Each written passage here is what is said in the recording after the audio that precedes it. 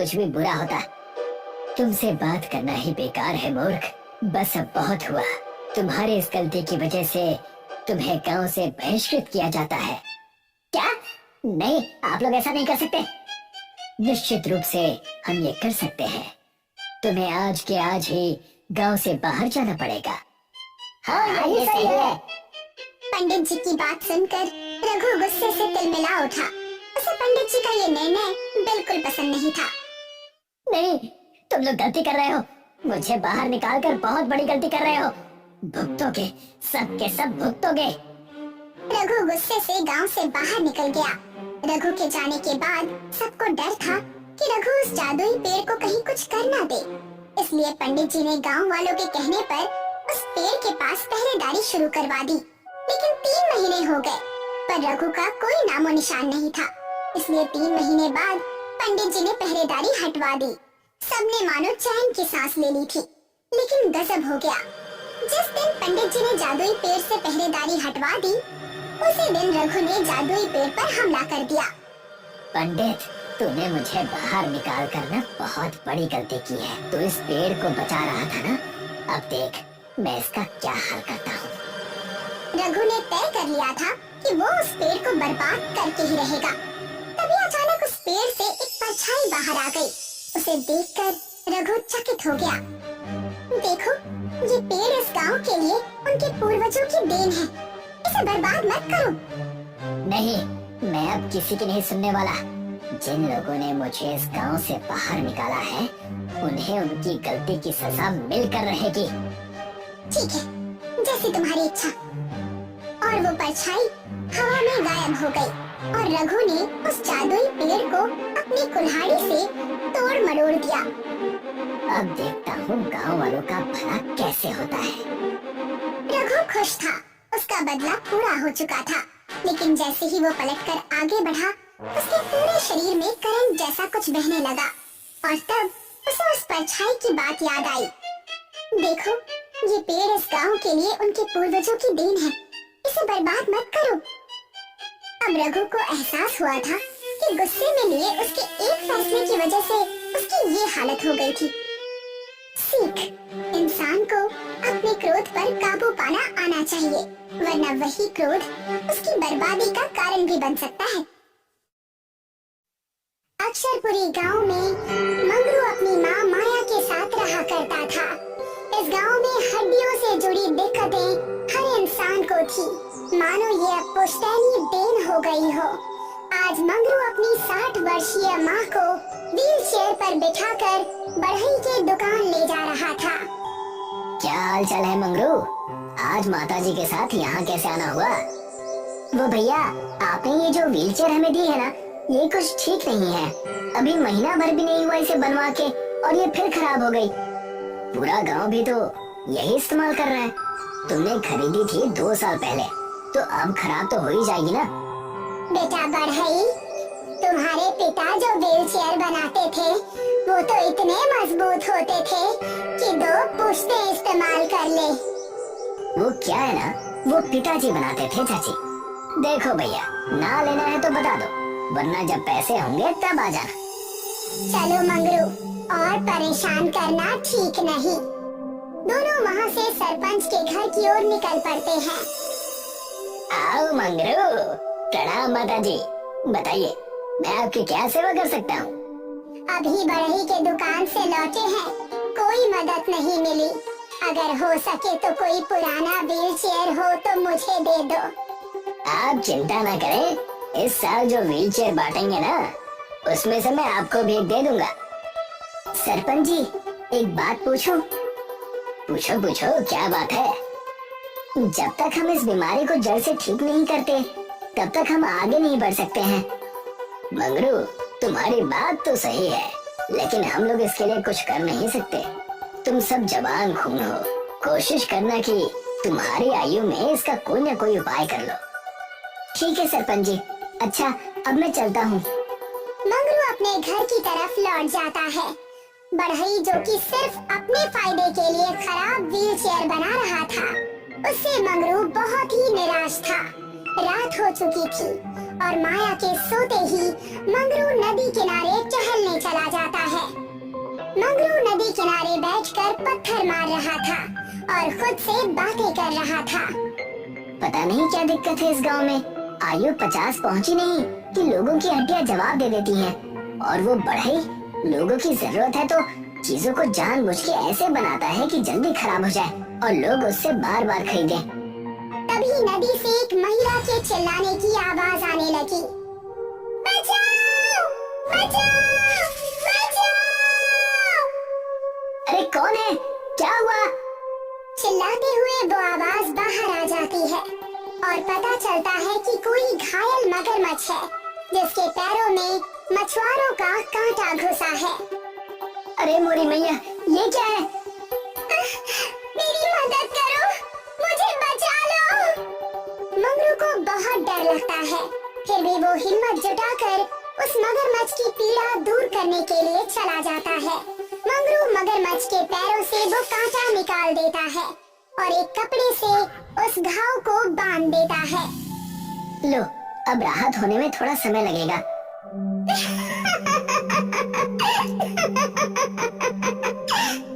तभी वो मगरमच्छ एक सुंदर जल कन्या के रूप में परिवर्तित हो गई और मंगरू से मुस्कुराकर कहने लगी, मैं एक जल कन्या हूँ। मुझ पर एक बहुत ही बड़ा श्राप था। मैंने अपने रूप के अहंकार में एक ऋषि को क्रूर बातें कही थी और उनका अपमान किया था। तब से उन्होंने मुझे श्राप दिया था कि मेरा भयानक मगरमच्छ जैसा चेहरा हो जाएगा और कोई बहुत ही साहसी और नेक इंसान होगा जो कि इस रूप को देखकर भी मेरी मदद करेगा। तब मैं श्राप मुक्त हो पाऊंगी। साहस, धीरज, शील सब है तुम में। इन सब गुणों से खुश होकर मैं तुम्हें एक इच्छा मांगने का अवसर देती हूँ। मैं अपने लिए कुछ नहीं चाहता देवी, पर आप यदि चाहें तो इस गांव में जो रोग लगा है हड्डियों का, वो हर ले तो अच्छा रहेगा। स्वार्थ रहित भी हो, ठीक है, तथास्तु। तुम्हारे घर के पास एक कुआं आ जाएगा। उस कुएं में केवल दूध से बनी चीजें तुम अपनी इच्छा से निकाल सकते हो। पर उससे गांव की मदद कैसे होगी देवी? दूध पहले से ही हड्डियों के लिए फायदेमंद है, मगर ये दिव्य दूध, चाहे इसे पियो या इसके इर्द गिर्द भी रहो, तो वो सारी दिक्कतें जड़ से खत्म कर देगा। ध्यान रहे मंगरू, ये तुम्हारे गुण देखकर मैंने तुम्हें दिया है। इसका इस्तेमाल केवल तुम्हारी इच्छा से ही हो सकता है। अब मैं विदा लेती हूँ, कल्याण हो।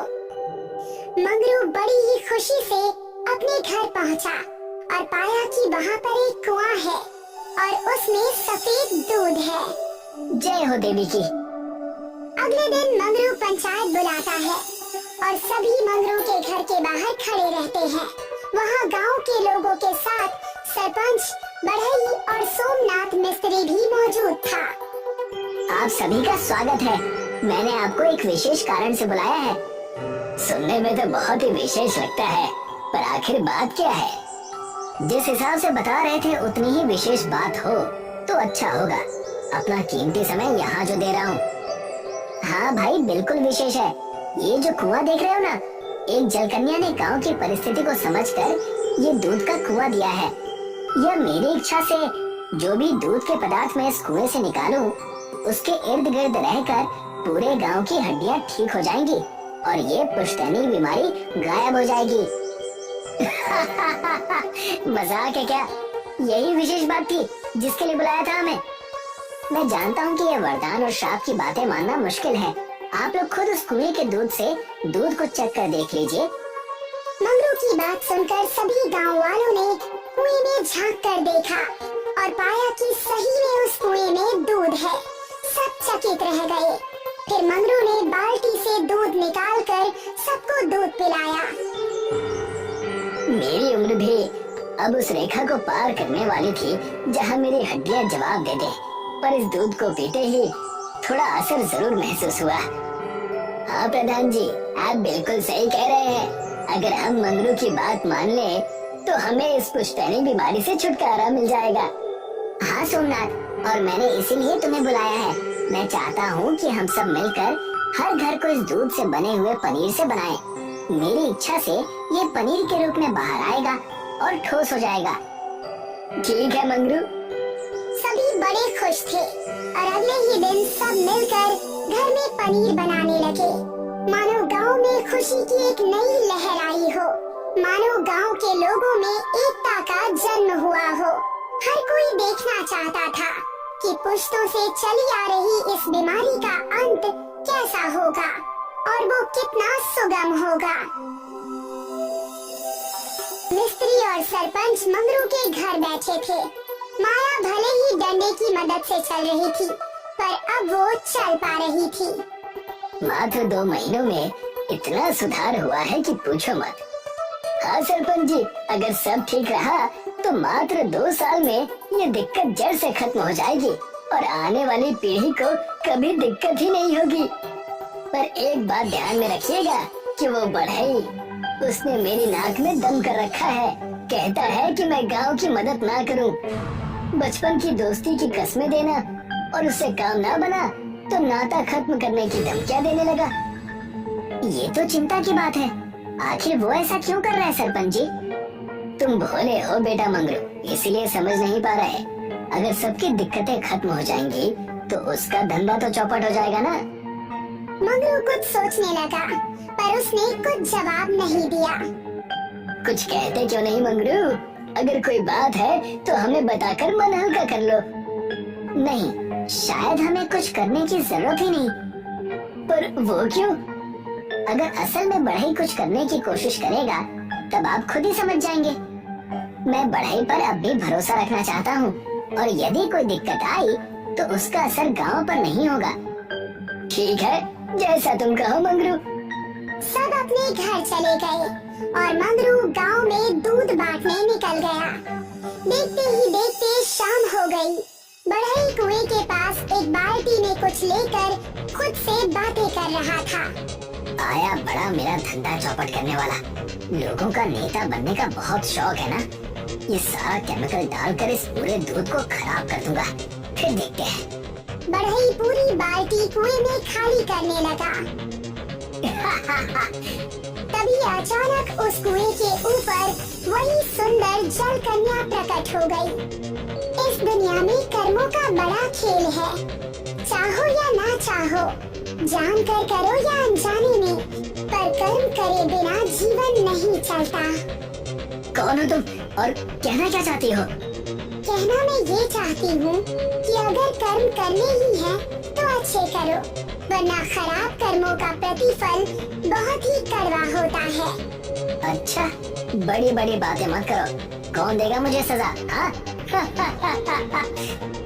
तुम्हारी भ्रष्ट सोच और कर्मों का बस एक ही उपाय है।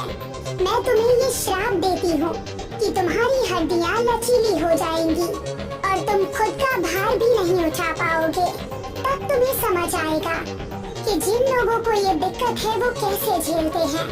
और ये श्राप तभी टूटेगा जब कोई इंसान जो कि बिल्कुल भी भ्रष्ट ना हो और नेक हो, वो तुम्हारी मदद करेगा।